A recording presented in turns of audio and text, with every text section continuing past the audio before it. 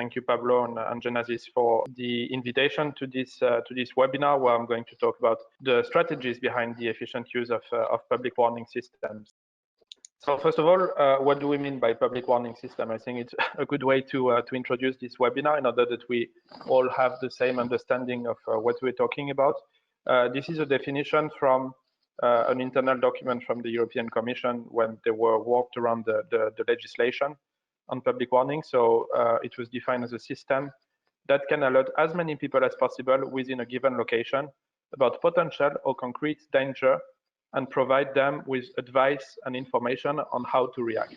So if you read it, it's really the ways that we have to learn and to warn the people of an ongoing disaster or an upcoming threat.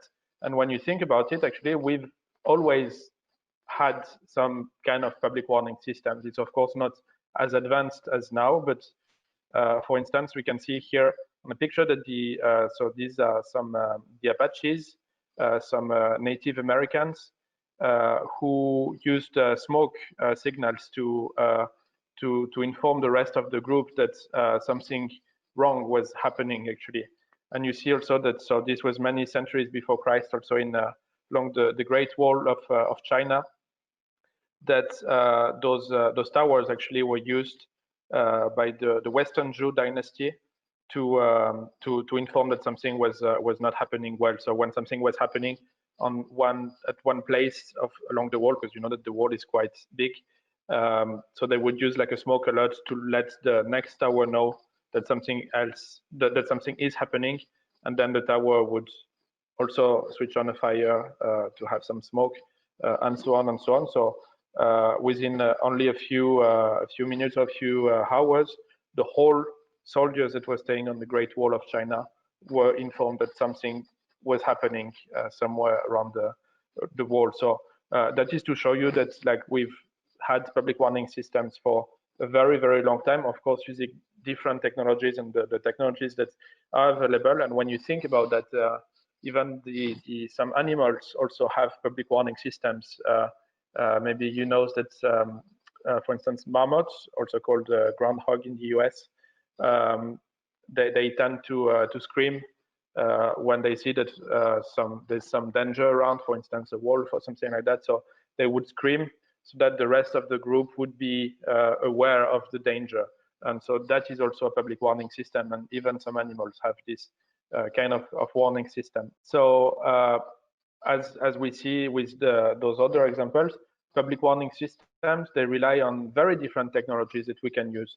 Today in our societies, well, the smoke alert is not so much in use anymore.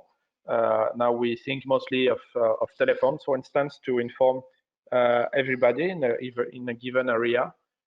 So there are different technologies that make it possible to warn people on the phone, and not going to go through all these technologies, but of course it's one of the most important channels to consider, because in today's society most of people are using their phones, so it's a very great way to alert everybody at a specific time and in a specific area. However, it's not the only technologies that is available, and it's not the only technology that we should consider, because as I said, it's one of the main technologies available, but it's not the only one, and people do not rely only on telephones. For instance, now during this webinar, I also have my phone that is switched off, so maybe there are other ways to reach me, and of course it would depend on the emergency, but of course these are for like less urgent emergencies, but emails can also be used as a way to alert people when something is happening. For instance, we saw that in Belgium, the authorities, when they announced the confinement measures in the beginning of the sanitary crisis of COVID-19, the Belgian authorities sent an email to everybody who were registered on their platform, and most of the people are now registered. So they used this channel instead of phones, because they were thinking that sending them by phone, by like an SMS, for instance, it would get the people too panicked, while it was really not what they wanted to have with their communication. So that is why they preferred to send email and to use also other technologies so as not to get the people panicked. Of course, in I think all the European countries, we use also sirens to warn the people that something is happening. TVs and radio also of course used by most of the public authorities to communicate on any message.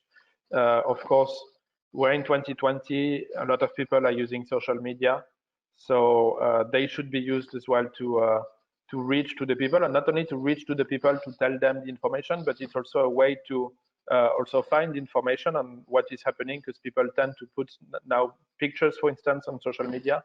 It's a way to counter or to fight, to try to fight at least disinformation, because that's now a major challenge that public authorities are facing, is that whenever there's a big disaster, a lot of false informations are propagating on social media. So it is crucial that public authorities are also there to check what is being said and to communicate really the official information. So it is also a channel of public warning that should really be considered by everybody. And then we can think of many other channels. So, for instance, in the Netherlands, they are using ATMs to tell them when there's a missing children in the area.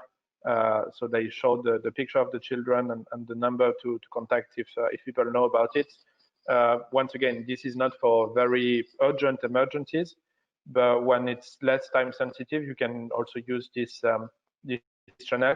And that's the same for variable message signs that are, well, on the highways, but also all around the streets in some public spaces and so on. So you can also use that to communicate on some information. In some European countries, these kind of signs were used also to promote the non-emergency number that was set up for people having symptoms of COVID-19.